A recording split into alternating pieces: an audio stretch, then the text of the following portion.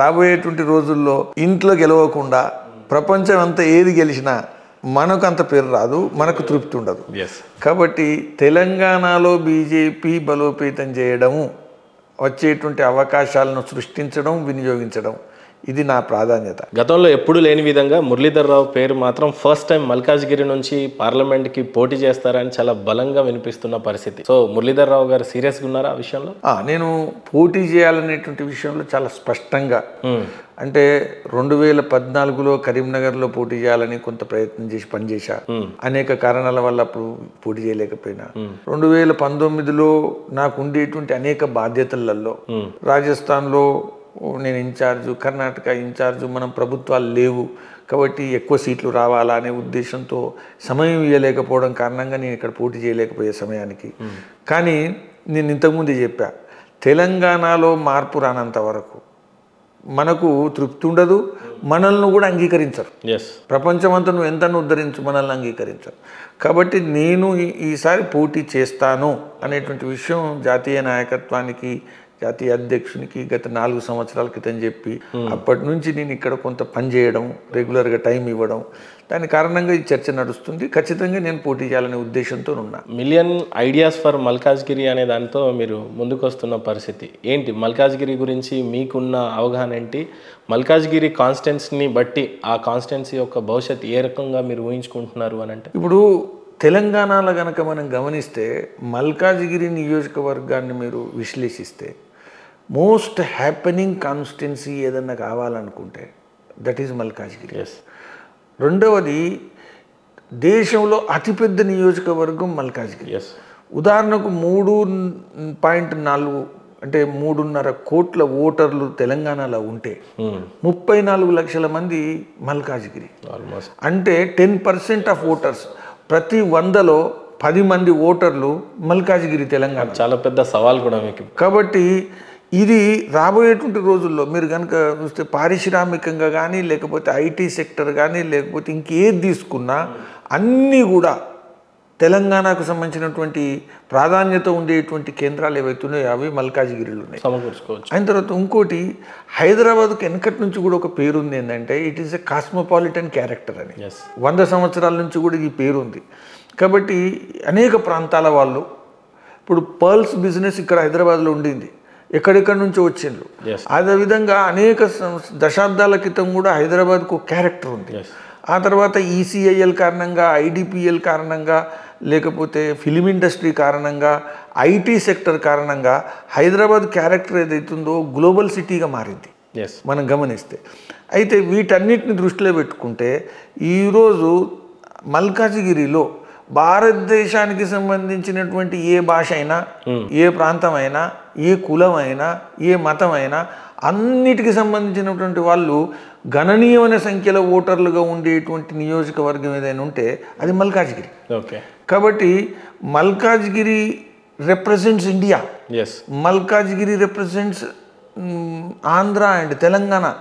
మల్కాజ్గిరిలో ఉండేటువంటి ఐడియాస్ ఏవైతే ఉంటాయో అవి కేవలం మల్కాజ్గిరి డెవలప్మెంటే కాదు, Telangana development and India development దానికి ఆధారం.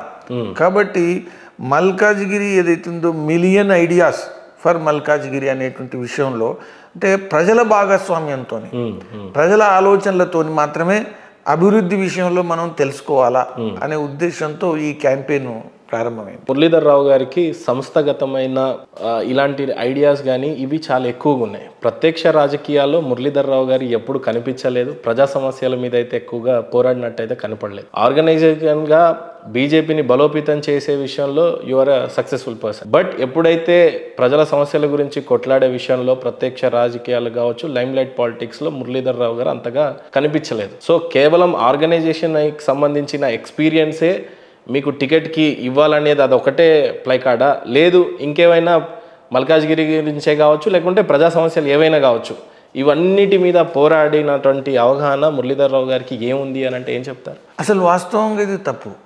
ఎందుకంటే నేను సంస్థాగతమైనటువంటి వ్యక్తిని వాస్తవం, కానీ ఈ దేశంలో కానీ ఈ ప్రాంతంలో కానీ మీరు అనేక సామాజిక, రాజకీయ, ఆర్థిక, వర్గ ఉద్యమాలలో గనక మీరు గనక పోతే ఆ నాయకత్వం వహించినటువంటి ప్రతి ఒక్కరు కూడా మురళీధర్రావు ఉద్యమ నాయకుడు అని ఒప్పుకోక తప్పనటువంటి అనేక సత్యాలు. ఓకే. ఈరోజు తెలంగాణలో సిరిసిల్ల చేనేత ఆత్మహత్యల నుంచి ప్రారంభిస్తే, దుబ్బాక చేనేత ఆత్మహత్యల నుంచి ప్రారంభిస్తే, అదేవిధంగా కొత్తకోట ఇవన్నీ కూడా ఆత్మహత్యలు ప్రారంభిస్తే, ఆత్మహత్యలు చేనేత రంగంలో వ్యతిరేకంగా ఉద్యమించినటువంటి వ్యక్తిని నేను అప్పుడు బీజేపీ లేను. నేను స్వదేశీ ఉద్యమం తరపున ప్రారంభించి నాయకత్వం వహించిన. అదేవిధంగా పసుపు ఉద్యమాన్ని కనుక చూస్తే ఈరోజు పసుపు బోర్డు వచ్చింది. అసలు పసుపు బోర్డు ఫస్ట్ డిమాండ్ ఎక్కడ పుట్టింది? స్వదేశీ పుస్తకంలో ఉద్యమంలో ఏదైతే ప్రారంభమైందో అప్పుడు పసుపు బోర్డు ఉద్యమం పుట్టింది. పసుపు బోర్డు ఉద్యమం అనగానే మొదటిగా కవిత గారు లేదంటే ధర్మపురి అరవింద్ నేపథ్యం కనిపిస్తూ ఉంటుంది. కానీ 2006లో మీరు పోరాడినటువంటి పసుపు రైతుల గురించి కావచ్చు, మద్దతు ధర గురించి కావచ్చు, ఆ రోజున నిజం చెప్పాలి అని అంటే పసుపు బోర్డు గురించి లేదా పసుపు రైతుల గురించి పోరాడిన విషయంలో మీరు విజయం సాధించారు. దాని రూపకల్పమే ఈరోజు మనకి బోర్డు రావటం. ఏ రకంగా ఫీల్ అవుతున్నారు? పసుపు బోర్డు కనుక మీకు నిజామాబాద్లో పెట్టే విషయంలో ఏ రకంగా ఫీల్ అవుతుంది? ఒకటి, పసుపు బోర్డు డిమాండ్ చేసిన రోజు బీజేపీ పార్టీ ద్వారా ఈ ఉద్యమం సాల్వ్ అవుతుంది అని ఊహించి చేయలే. పసుపు బోర్డు కావాలా? నేను ఉద్యమం నిర్మించిన రోజు బీజేపీ ప్రభుత్వంలో లేదు. బీజేపీ ప్రభుత్వం పోయింది.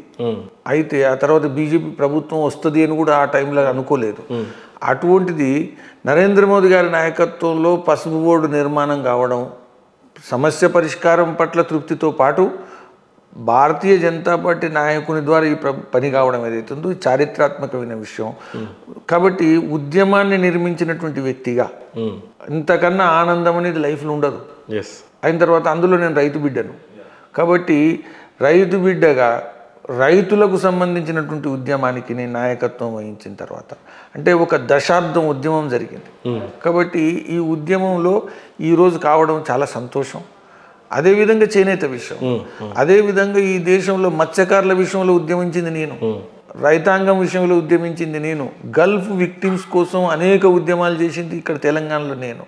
కాబట్టి అనేక విషయాలలో చాలా విషయాల్లో బీజేపీ బాగా ఏదైనా పేరు సంపాదించి ఒక కాన్స్టిట్యున్సీకి చాలా బాగా ఏదైనా సమకూర్చింది అని అంటే అది ములుగు కాన్స్టిట్యున్సీ. ఒకటి సమ్మక్క సారక్క విషయంలో సక్సెస్ఫుల్గా ఉంది, తర్వాత ట్రైబల్ యూనివర్సిటీ అక్కడ ఇవ్వటం విషయంలో సక్సెస్ఫుల్గా ఉంది. మరీ ముఖ్యంగా చెప్పాలి అని అంటే ఇప్పుడు అక్కడ యునెస్కో గుర్తింపు పొందిన రామప్ప టెంపుల్ ఉంది. అలాంటి కాన్స్టిట్యున్సీకి బీజేపీ ఎంత చేసినా అక్కడ మీకు డిపాజిట్లు రాకుండా, సీతక్క మీద సరైన అభ్యర్థిని కూడా ఫోకస్ చేసుకోకుండా ఏ రకంగా బీజేపీ మర్చిపోయింది అక్కడున్న సంగతులు అంటే? కేవలం మార్కెట్ చేయలేకపోవడం, కేవలం ప్రజల్లోకి వెళ్ళకపోవడం. ఒప్పుకుంటారు అయితే ఫెయిల్ అయినా? వేరే ఏమి సమస్య లేదు. సమ్మక్క సారక్క ఏదైతే ఉందో, సమ్మక్క సారక్క విషయంలో విశ్వవిద్యాలయం కావచ్చు, సమ్మక్క సారక్క విషయంలో ఇతర అభివృద్ధి పనుల విషయంలో కావచ్చు, ఇంకొకటి దేశంలో మొత్తం కూడా ఈరోజు ట్రైబల్స్లో పాపులర్ పార్టీ ఏది? బీజేపీ. ప్రపంచంలో ఇంత పెద్ద జనాభా ఉండేటువంటి ట్రైబల్స్లో ఈరోజు జనాదరణ కలిగినటువంటి పార్టీ ఏదైనా ఉందంటే అది బీజేపీ. మరి అలాంటి నేపథ్యంలో సీతక్క మీద ఒక సరైన బలమైన క్యాండిడేట్ని ఎందుకు నిలబెట్టలేకపోయింది? అంటే అన్నీ చేసి కూడా 1000 కోట్లు అక్కడ సమకూర్చిన బీజేపీ సరైన అభ్యర్థిని కూడా పెట్టకుండా మీకు బలమైన కాన్స్టిట్యున్సీ అవుతుంది కదా? ఖచ్చితంగా బలమైన కాన్స్టిట్యున్సీ, రాబోయేటువంటి రోజుల్లో నంబర్ 1 గెలవగలిగేటువంటి అవకాశాలు ఉండేటువంటి constituency. It is an invitation for some leader.